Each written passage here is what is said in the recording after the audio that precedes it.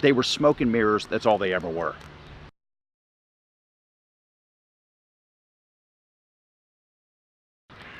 I almost feel like I should apologize for the weather. For like a week now, I've been waiting for the sun to come out and give me a little bit of light to work with, but the weather in southwestern Germany is not cooperating. I'm starting to think that we've seen the last of our sunshine days until next year's summer. But nonetheless, I need to get this video started, so here we go. In this video, what I want to do is I want to show how the legislature, the politicians, use horrific crimes in order to pass legislation which is used for really no other purpose than to get votes. I'm going to show you 6 very horrific cases, the 6 laws that were passed because of those cases, and then show you how those laws have had absolutely no impact on the crime rate in the state of Florida. The first case I have to tell you about is that of Johnny Rios-Martinez, an 11-year-old boy out of Florida, who was kidnapped from a local ball field, driven to a hotel where he was raped, strangled, murdered, and then his body was put into a footlocker which was dumped out into a marshland in what is basically Central Florida. Because of the public outcry concerning this case, there was a law passed called the Johnny Rios-Martinez Act by the Florida legislature that mandated that sex offenders in the Florida prison system serve more of their time than any other class of inmate. I'd like to point out that this case concerning Johnny Rios-Martinez involved kidnapping from the ball field, rape in the motel room, and then murder by strangulation. And yet the only group that the Florida legislature was concerned about was sex offenders. Apparently they really didn't care about people who kidnap children or people who murder children. Only sex offenders mattered. I also need to tell you about the case of Jacob Wetterling, an 11-year-old from Minnesota who was kidnapped at gunpoint while playing with some friends of his very close to his home. He was taken to a wooded area where he was raped, and then he was murdered by being shot in the back of the head. As a result of the public outcry, the United States Congress passed the Jacob Wetterling Act. This law was the first of its kind to mandate the compilation of sex offenders. In other words, it became the first sex offender registry in the United States. Apparently, it was more important to Congress to keep track of sex offenders than those who kidnap children or those who murder children. It's very clear where the politicians thought they were going to get votes. This next case is one that directly impacted my life, directly affected my life, and I'm going to talk about that in another video. But I need to tell you about the case of 9-year-old Jimmy Rice out of Miami, Florida. This young boy was on his way home from school when he was kidnapped at gunpoint, driven to a trailer out in the middle of an avocado grove, raped, and then murdered by being shot through the chest. The man who did this, the animal who did this, then proceeded to use a bush hook to hack Jimmy's body into several pieces before trying to dispose of it. Now, I didn't know what a bush hook was, so I looked it up. You may not know, so I'm going to give you a picture right here for it. But after the public outcry about this case, and again, very justifiable outcry, the Florida legislature passed the Jimmy Rice Act, which allowed for government officials to hold sex offenders in prison beyond the end of their prison sentences if they were deemed to be too dangerous. Now, I'll say again that this is a case that directly impacted my life, and this law desperately needs to be examined, and I'm going to do a complete separate video on that. Another Florida case that had a profound impact on the laws in Florida is the case of Jessica Lunsford, also 9 years old. Jessica was kidnapped from her home, taken to a trailer where she was held and raped, and she was eventually stuffed inside of a garbage bag and buried alive where she was suffocated. Horrific crime by any definition. But I need to point out there were 3 distinct crimes here: kidnapping, rape, and murder. As a result of the public outcry following her case, the Florida legislature enacted the Jessica Lunsford Act, which mandated lifetime probation for sex offenders. Doesn't mention kidnappers, doesn't mention those who murder children. Only focuses on sex offenders. The next case I need to tell you about is that of 7-year-old Adam Walsh. Adam was with his family at a mall down near Miami in Hollywood when he was let out of the mall, which equates to kidnapping. He was put into a car, taken away. As best we understand it, he was then raped and murdered by having his head cut off. There was a great deal of public outcry, understandably. Understandably. But again, I want to point out that there are 3 distinct crimes here: kidnapping, potentially rape, and murder. The United States Congress passed a law called the Adam Walsh Child Protection Act, which mandates that every state not only register sex offenders and keep track of them, but to make that information available to the public. This law applies only to sex offenders, not kidnappers, and not those who murder children. The final case I want to bring to your attention is that of Megan Conca. I think I'm pronouncing her name properly, but I won't swear to it. If I'm mispronouncing it, I apologize sincerely.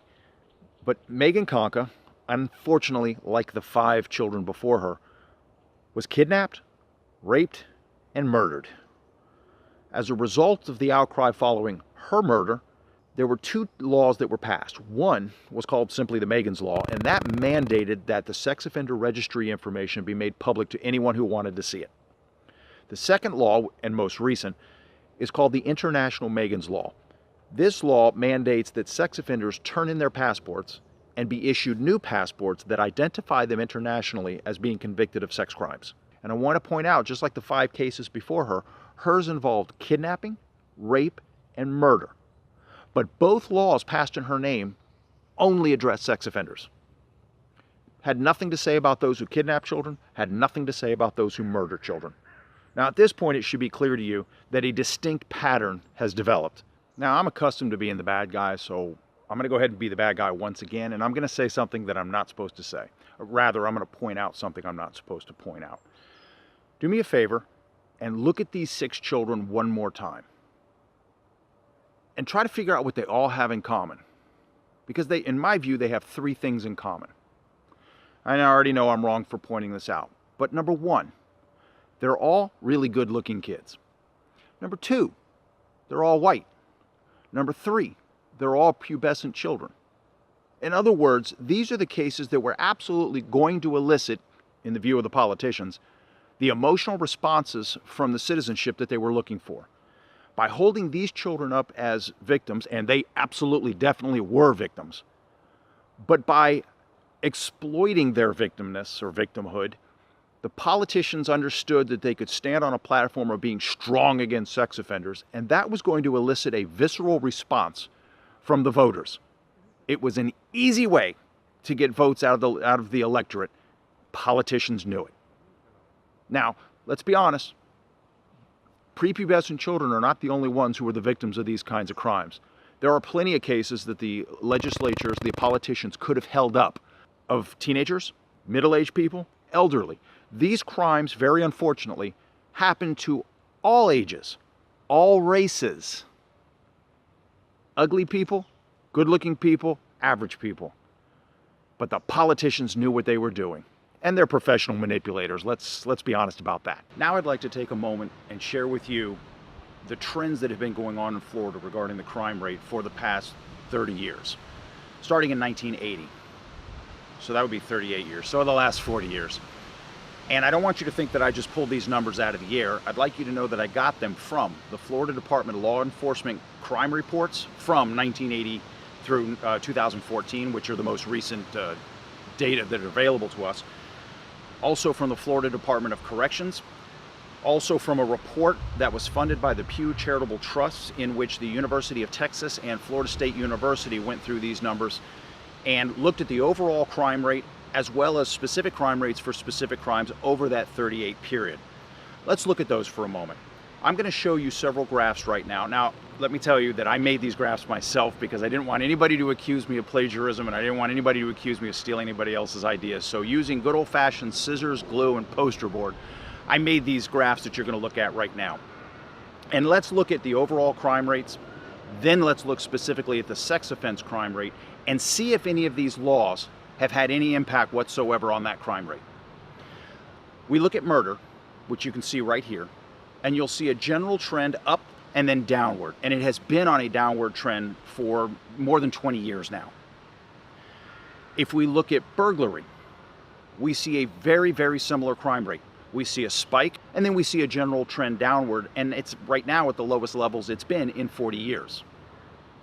If we look at robbery, we see a spike, although that spike came a little bit earlier than the others, but we see a general spike, then we see a general decline downward, and we see that those crimes are at their lowest in 40 years.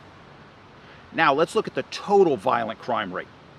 you're going to see the exact same trend. You see a spike and you see a general trend downward, to the point that the total crime rate in Florida is at a 40-year low. Now, these trends were accomplished with absolutely no special laws targeting robbers, murderers, or burglars. The trend downward, the experts believe, has a lot to do with the economy. Upswing in economy, downswing in crime.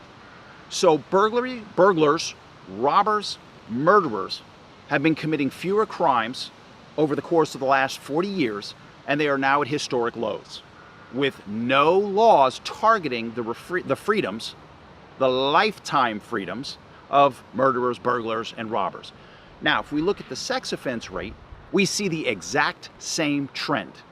We see a spike, then we see a general trend downward to the lowest rates in 40 years. We see that with these laws, the Jimmy Rice Act, the Jessica Lunsford Act, the Jacob Wetterling Act, the Adam Walsh Child Protection Act, the International Megan's Law, we see that these laws have had absolutely no impact whatsoever on the downward trend of sex offenses.